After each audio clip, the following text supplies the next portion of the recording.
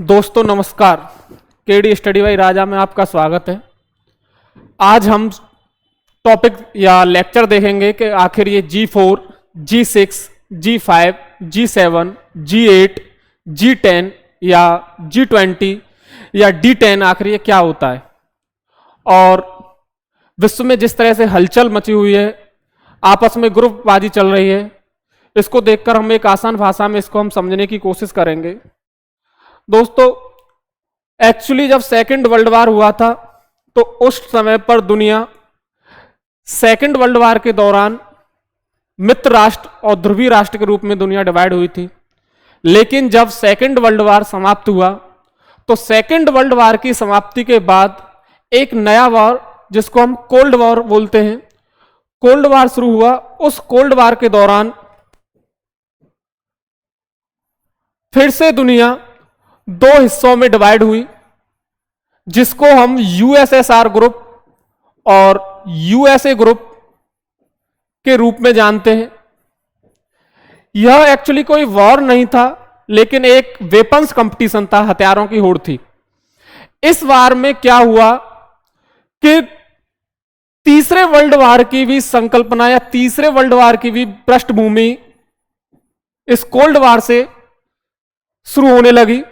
तो इस cold war को रोकने के लिए एक नई संस्था 1945 में शुरू हुई, जिसका नाम था यूनाइटेड नेशन, संयुक्त राष्ट्र। और उस संयुक्त राष्ट्र में 5 स्थायी देश थे, जिनमें एक यूनाइटेड नेशन में यूएसए, अमेरिका, दूसरा रसिया, रूस, तीसरा फ्रांस, चौथा ब्रिटेन, यूके और 5वां देश चाइना, चीन। एक्चुअली इससे पहले हमारे पास भी यूनाइटेड नेशन में, संयुक्त राष्ट्र में प्रस्ताव आया था कि आप इसमें शामिल हो सकते हैं, लेकिन भारत सरकार ने इसमें शामिल होने से मना कर दिया। क्यों? क्योंकि उस टाइम पर हम एक नवजात देश के रूप में उदय हुए थे। 1947 में हम आजाद हुए थे। तो हमारी सरकार ने सोचा कि पहली प्राथमिकता अपनी भुखमरी को या डेवलपमेंट करने के लिए, भुखमरी को दूर करने के लिए, इस वजह से हम यूनाइटेड नेशन में शामिल नहीं होते हैं। क्योंकि यूनाइटेड नेशन में शामिल होने का मतलब है कि हमें कहीं ना कहीं उनके खर्चे या वेपन्स कंपटीशन या वेपन्स खरीदना, ये सब चीजें हमें करनी पड़ेंगी। इस वजह से हम यूनाइटेड नेशन में शामिल नहीं हुए। लेकिन जब यह प्रक्रिया चली, तब 2005 तक, 1947 से लेकर 2005 तक नया ग्रुप बनकर एक तैयार हुआ, जिसको बोला जाता है G4, ग्रुप ऑफ 4। इस G4 में 4 देश थे, जिनको टेबल टॉक या टेबल कंट्री के नाम से जाना जाता है। ये टेबल कंट्री थे इंडिया, भारत,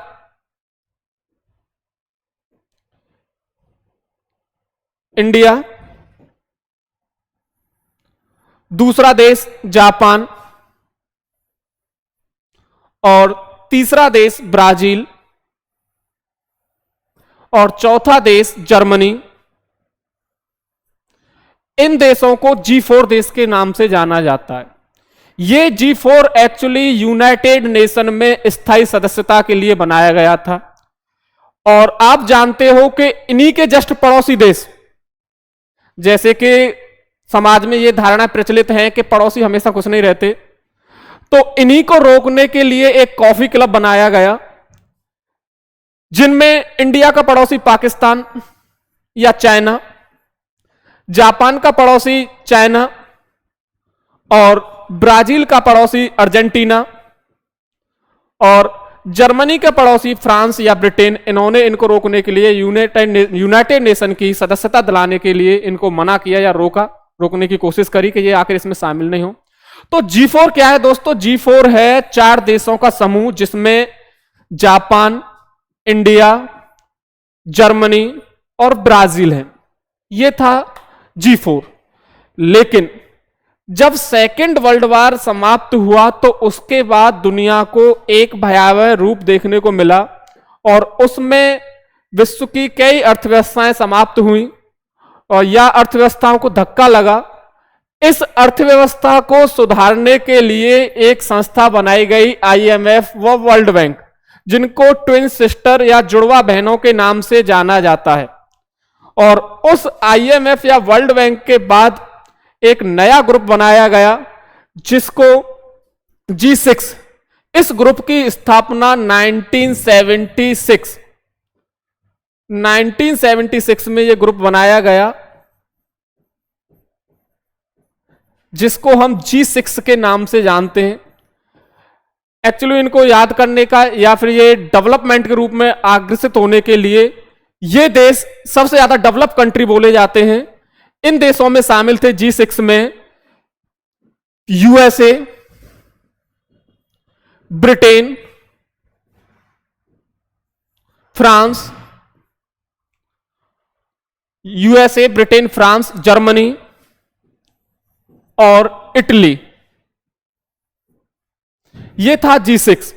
और एक कंट्री इसमें एशिया से था जिसका नाम था जापान।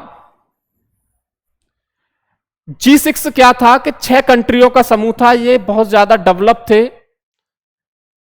सेकेंड वर्ल्ड वार में, या फिर इनको याद आप ऐसे कर सकते हैं कि सेकेंड वर्ल्ड वार में सबसे ज्यादा हानि या लॉस या सेकेंड वर्ल्ड वार में सबसे ज्यादा भूमिका जिन देशों की थी वो उनमें United nation, Germany, France, Italy, UK और जापान। ये देश G6 का ग्रुप था। 1976 या 75 के बाद इसमें एक और कंट्री, डेवलप कंट्री शामिल किया गया, कनाडा। इस तरीका से यह बना G7। G7 के बनने के बाद आगे इसमें एक और कंट्री शामिल किया गया जिसका नाम था रसिया, रूस। और इस तरीका से ये G7 ही बना G8। और G8 बनने के बाद इसमें रसिया ने क्या किया कि जो यूक्रेन है, यूक्रेन पर हमला कर दिया। यूक्रेन का पार्ट है एक क्रीमिया। एक्चुअली ये यूक्रेन का पार्ट नहीं है, ये रसिया का ही पार्ट था जिसको यूक्रेन को दिया था। और यूक्रेन भी एक तरह से रसिया का ही पार्ट था, यूएसएसआर का पार्ट था। जब 1991 में यूएसएसआर डिवाइडेशन हुआ तो यूक्रेन और उसके साथ कई देश अलग हुए रसिया से, जिसमें एक पार्ट था क्रीमिया। 2014 में रसिया ने इस क्रीमिया पर हमला कर दिया, अटैक कर दिया। और इस अटैक के बाद रसिया को G8 से निकाल दिया गया। और G8 से निकालने के बाद ये पुनः G7 बना।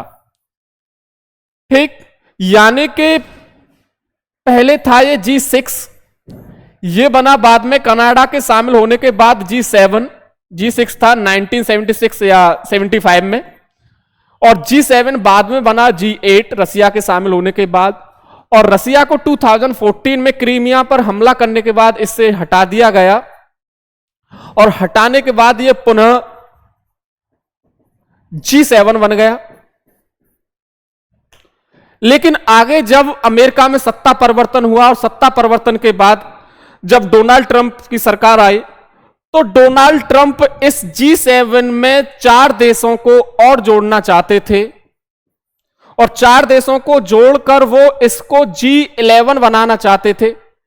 और उस G11 में जो देश थे जिनको डोनाल्ड ट्रंप चाहते थे कि ये भी इसमें शामिल हो, इस G11 में वो डोनाल्ड ट्रंप इंडिया, भारत,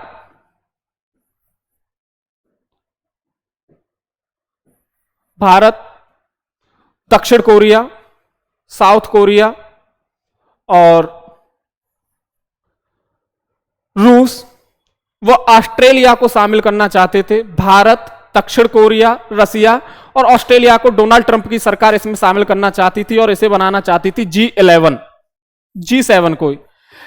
लेकिन भारत, ऑस्ट्रेलिया और दक्षिण कोरिया के लिए तो अन्य देश राजी हो गए या तैयार हो गए, लेकिन रसिया के लिए यूरोप के देशों ने मना कर दिया कि इसको इसमें शामिल नहीं किया जाए, क्योंकि रसिया अगर इसमें शामिल होगा तो फिर से वही हरकतें करेगा और फिर से जासूसी करेगा। तो ये था G11 जिसको यूरोप के देशों ने बनाने से मना कर दिया और ये पुनः फिर G10 की ही परिकल्पना में आ गया। यूरोप के कुछ कंट्री तो सपोर्ट करते हैं रसिया को, लेकिन कुछ कंट्री जो वेस्टर्न कंट्री हैं वो सपोर्ट नहीं करते हैं रसिया को। इस वजह से यह परिकल्पना डोनाल्ड ट्रंप की पूरी नहीं हो पाई। हालांकि जो बाइडेन जो गवर्नमेंट है इस पर पुनः अपना वो लगे हुए हैं इसे लागू करने के लिए। इसके बाद यूरोप के देशों ने या अमेरिकन कंट्री ने एक और ग्रुप बनाने की सोची है जिसको जाना जाएगा D10 के नाम से। D10 क्या है? G10 या G11 की परिकल्पना पर यूरोपियन कंट्रियों ने D10 जिसको बोलते हैं हम डेमोक्रेटिक कंट्री, या फिर वे कंट्री जिनमें लोकतांत्रिक सरकारें हैं या लोकतंत्र पूर्ण रूप से हावी है, उसको बोलते हैं हम D10 कंट्री। इस D10 कंट्री का एक्चुअली मेन रूप से मेन कारण है इसको बनाने का चाइना को रोकना। चाइना आज जिस तरीका से जिस गति से डेवलपमेंट में आगे बढ़ रहा है उसको रोकने के लिए डेमोक्रेटिक कंट्रियों का ग्रुप बनाया जा रहा है, क्योंकि ये वर्ल्ड आज 5G की ओर जिस तरीका से अग्रसर हुआ है या कन्वर्ट हुआ है। 5G एक ऐसी टेक्नोलॉजी है जिसमें मेन कंपनी है हुवेई चाइना की और ब्रिटेन की नोकिया। इन कंपनियों में आपस में इतना कंपटीशन है कि कौन सबसे पहले 5G बनाकर तैयार हो। 5G इस विश्व की सबसे एक तरीका से बोली जाए तो ऐसी खोज होगी इस वर्ल्ड को बदल के रख सकती है। एक्चुअली 5G क्या होता है कि जैसे कोई फोन है, मान लो ये फोन है, ये फोन किस एंगल पे खड़ा है या कितना झुका हुआ खड़ा है या किस तरीका से ये फोन है, किस एक्सिस पर है, किस अक्षांश पर, ये 5G के माध्यम से ही पता चल सकता है या बता सकते हैं। कौन व्यक्ति किस लोकेशन पर है, जैसे डॉक्टर है, डॉक्टर 5G के माध्यम से घर बैठे ऑपरेशन कर सकता है। घर बैठे वो देख सकता है कौन सा इसमें इक्विपमेंट डालना है, कौन सा क्या करना है, क्या नहीं करना है। तो आज ये 21वीं सदी की सबसे महत्वपूर्ण खोज होगी 5G।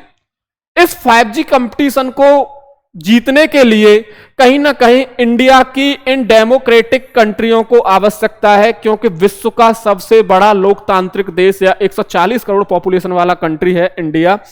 और इंडिया में भी एक सिलिकॉन वैली के नाम से कर्नाटक में काफी चर्चित जगह है, उस जगह को और ज्यादा डेवलपमेंट करने के लिए वो टेक्निकल रूप में या टेक्नोलॉजी के रूप में बहुत आगे हुई है या आगे उभरा है कर्नाटक भारत का, जिस वजह से भारत की आवश्यकता के कारण इन्होंने D10 ग्रुप बनाया हुआ है। तो ये यहां तक बात समझ में आई। G7, G6, G4 या मैं आपको आगे बताऊं, G6, G7, G4 या D10 या G11 क्या है? एक राजनीतिक ग्रुप है। और G7, G6, G4 ये क्या है? एक विकास के लिए बनाए हुए ग्रुप में, और जिसमें D10 एक राजनीतिक ग्रुप है। इसके अलावा एक और ग्रुप है जिसका नाम है G20। G20 20 देशों का ग्रुप है जिसकी स्थापना 1999 में हुई थी, जिसमें 19 देशों के समूह और एक यूरोपियन यूनियन है। इस तरीका से हमने समझा कि G4 या G6, G7, G8, G10 या D10 या G20 आखिर क्या है, जिसमें से G4 और D10 एक राजनीतिक ग्रुप है, ये पॉलिटिकल ग्रुप है, और G6, G7, G8, G10 या G20 एक डेवलपमेंट के लिए या विकास के लिए बनाए हुए ग्रुप हैं। तो इसी तरह से हम इन सब पर प्रयास करते रहेंगे और समझाने के लिए आसान भाषा में बताने के लिए कोशिश करेंगे। इसी के साथ आप हमारा चैनल ये सब्सक्राइब करें, KD स्टडी बाई राजा, और नई नई इंफॉर्मेशन के लिए हमें सजेस्ट करते रहें और किस टॉपिक पर वीडियो बनाई जाए आगे आप कमेंट करें। नमस्कार।